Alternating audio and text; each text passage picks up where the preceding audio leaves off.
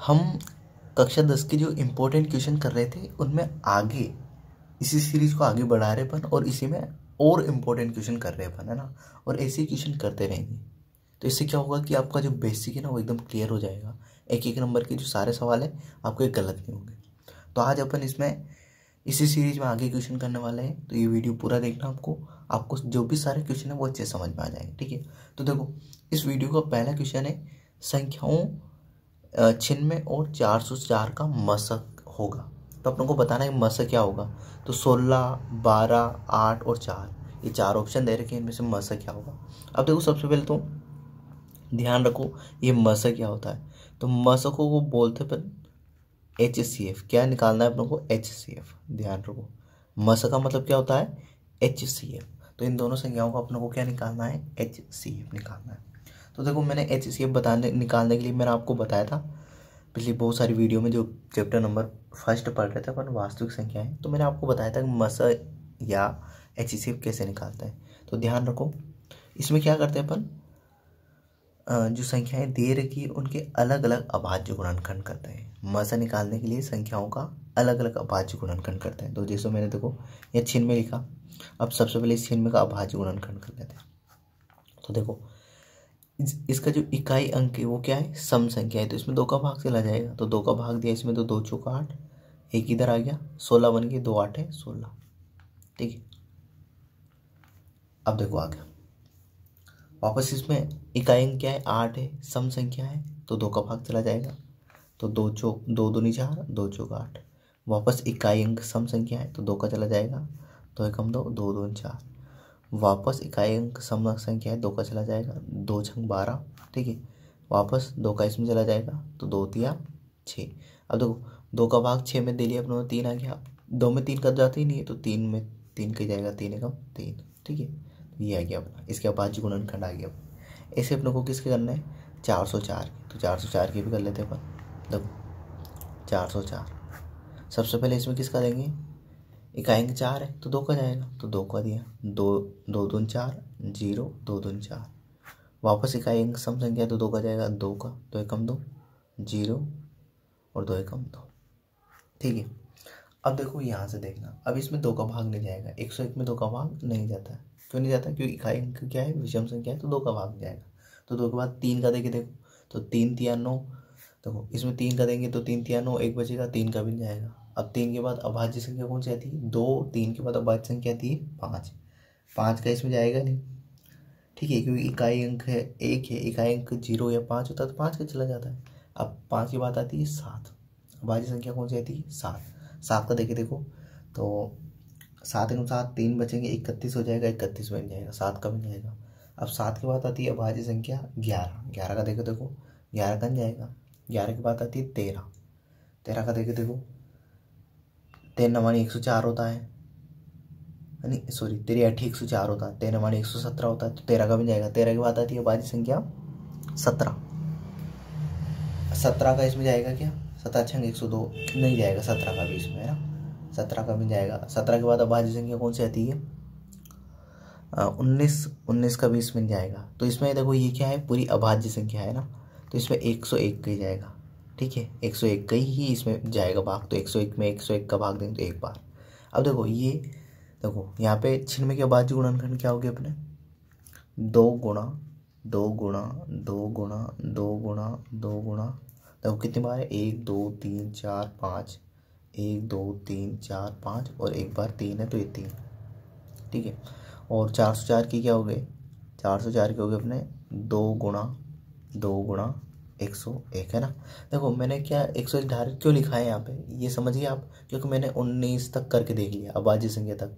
फिर 21 का मतलब 23 का भी देख के देखता हूँ, पर नहीं आता ये, तो मैंने वापस 101 में 101 का भाग दे दिया, ठीक है। तो एक बार क्योंकि ये 101 क्या होती है? अभाज्य संख्या होती है, ठीक है। अब देखो, देखो 2 इसमें भी आ रहा है, 2 इसमें भी आ रहा है, तो मैंने एक 2 ले लिया। HCF ऐसे निकालता है, ध्यान रखना। HCF कैसे निकालते हैं? जो इसमें और इसमें दोनों में आए तो वो संख्या ले लो। अब देखो 2 इसमें भी आ रहा है, 2 इसमें भी आ रहा है, तो ये गुणा 2 ले लिया। अब देखो यहाँ 2 है, 2 है, 2 है या 3 है, पर यहाँ पे नीचे है नहीं ऐसा कुछ। यहाँ 101 है, पर यहाँ ऊपर नहीं है, तो बस अपनों को जो जो सेम संख्या आती है ना वो ले लेते हैं। अब 2 को 2 से गुणा करेंगे तो कितना आएगा? 4। तो इन दोनों संख्याओं का HCF ऑफ 96,404, इन दोनों का HCF कितना आया 4 आ गया, अपना 4 आंसर आया। तो ऑप्शन नंबर कौन सा हो जाएगा, से अपना डी हो जाएगा। ठीक है, ऑप्शन नंबर डी इसका राइट आंसर हो जाएगा। तो इस तरीके से करना है। अब क्वेश्चन नंबर सेकंड पे चलते हैं। क्वेश्चन नंबर 2, अब देखो क्वेश्चन नंबर 2 है अपना, यदि बहुपद px बराबर x की घात 2 माइनस 2x माइनस 15 के शून्यक है ना a और b हो तो a b का मान होगा, है ना। अब देखो ये जो बहुपद दे रखा अपनों को, ठीक है, इसका आंसर करते हैं अपन। ये बहुपद दे रखा अपनों को px, क्या दे रखा है अपनों को, x की घात 2 माइनस 2x माइनस 15, ठीक है, ये बहुपद अपनों को दिया हुआ है।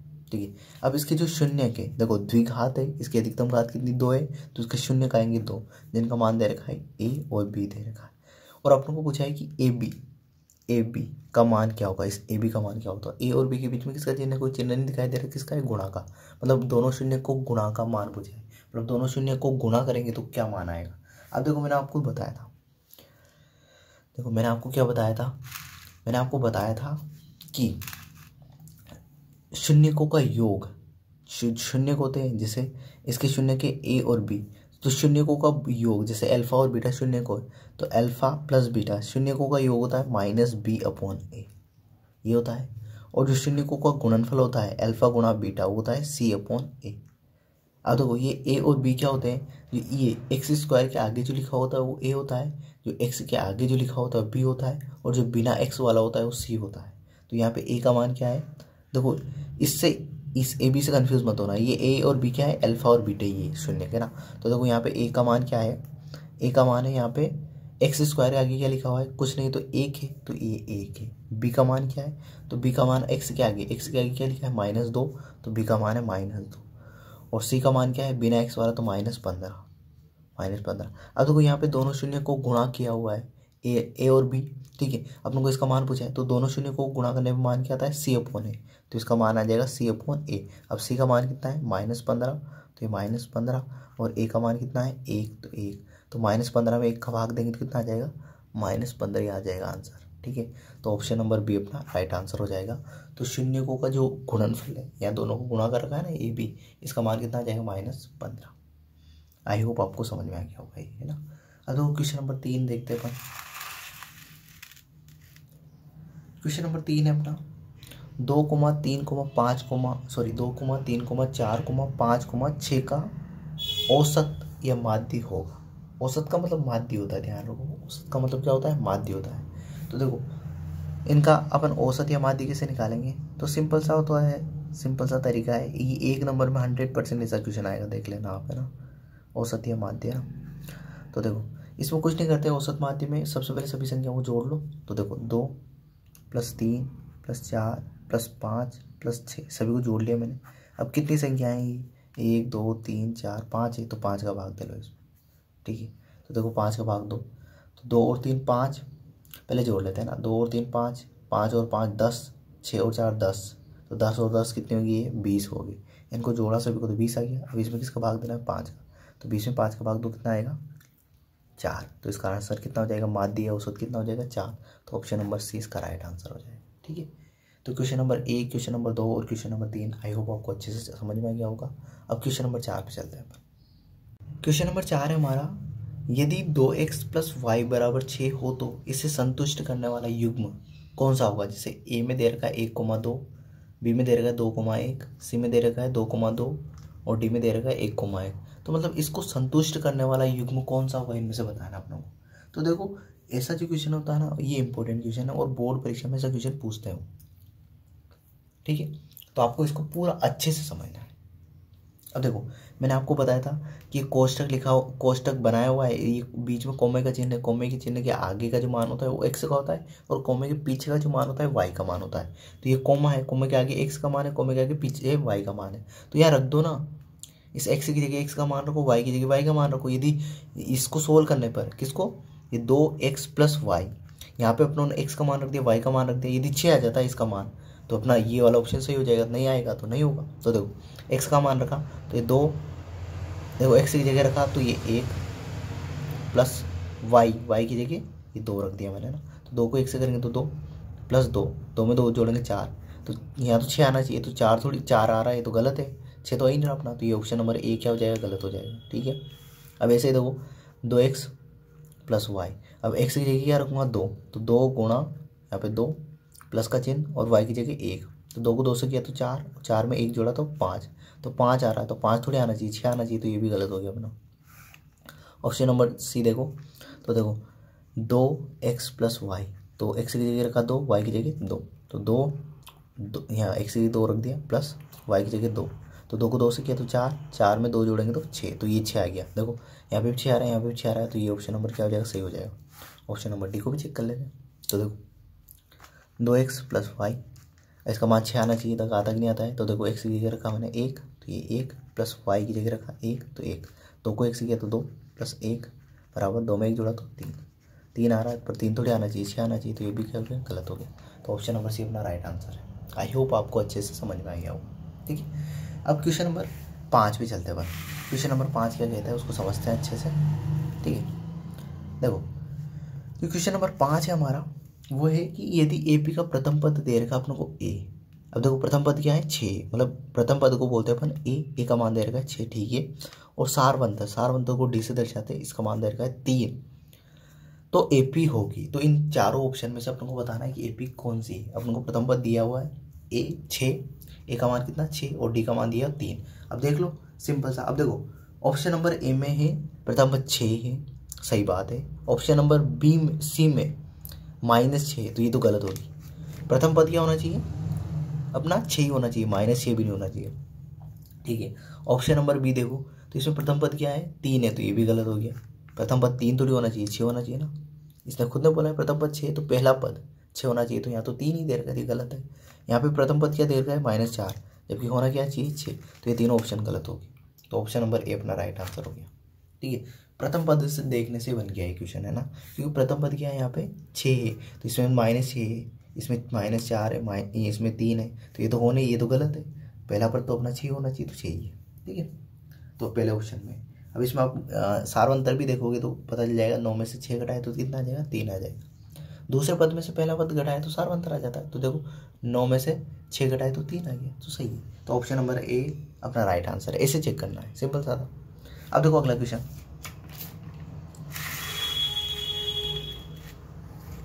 अगला क्वेश्चन अपना क्वेश्चन नंबर 6। देखो बिंदु ए दे रखा है जिसकी निर्देशांक दे रखे हैं 4,0 तथा बिंदु बी के निर्देशांक दे रखे 0,4 हो तो ए बी का मध्य बिंदु होगा। अब देखो ये इंपॉर्टेंट क्वेश्चन है, ध्यान रख लेना, इंपॉर्टेंट क्वेश्चन है, अच्छा क्वेश्चन है, ऐसे क्वेश्चन पूछते रहते हैं ना एग्जाम वाले। अब देखो मध्य बिंदु के जो निर्देशांक होते हैं, अब मध्य बिंदु किसका एक्स का है ना, मध्य बिंदु जैसे एक्स का है तो एक्स के निर्देशांक हुए x1 प्लस x2 बटे 2। यदि y का निकालना है मध्य बिंदु तो y1 प्लस y2 बटे 2। अब देखो x1 का मान कितना है 4, कॉमे से पहले वाला मान x का होता है तो ये x1 मान लो, और इस कॉमे से पहले वाला x2, तो देखो x1 का मान क्या है 4 प्लस x2 का मान क्या है कॉमे से पहले वाला तो 0 बटे 2। तो मैंने क्या किया, इसमें भी x1 का मान इसमें भी x1 का, दोनों को जोड़ के उसमें 2 का भाग दे दिया, तो 4 में 0 जोड़ा तो 4 और 4 में 2 का भाग देंगे कितना आएगा 2, तो इसका राइट आंसर क्या 2। ठीक है, ये तो x का मान है यार। अब ऐसे y का मान भी निकालने तो y1 को जोड़ो, तो y1 का मान है अपना 0, कोमे के बाद वाला y का मान होता है तो 0 प्लस y2 क्या हो जाएगा इस कोमे के बाद वाला मान तो 4 बटे 2। अब 0 में 4 जोड़ा तो 4 और 4 में 2 का भाग देंगे कितना आएगा 2 आ जाएगा।